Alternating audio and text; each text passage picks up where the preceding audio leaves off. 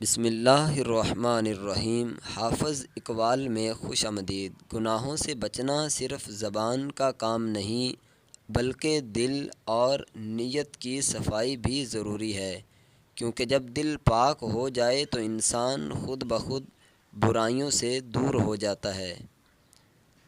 جو شخص اللہ سے ڈرتا ہے وہ چھپ کر بھی گناہ نہیں کرتا، کیونکہ اسے یقین ہوتا ہے کہ اللہ ہر حال میں اسے دیکھ رہا ہے۔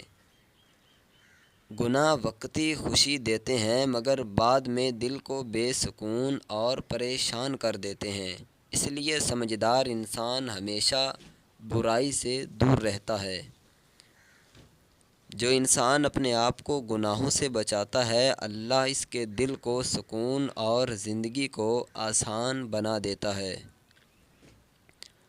گناہوں سے بچنے کا سب سے بہترین طریقہ یہ ہے کہ انسان ہمیشہ نیک لوگوں کی صحبت اختیار کرے۔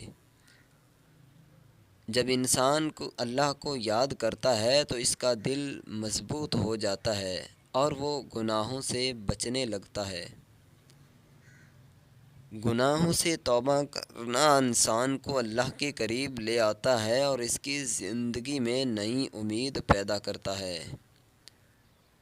جو شخص اپنے نفس کو قابو میں رکھتا ہے وہی اصل میں کامیاب ہوتا ہے، کیونکہ وہ برائیوں سے بچنے کی طاقت رکھتا ہے۔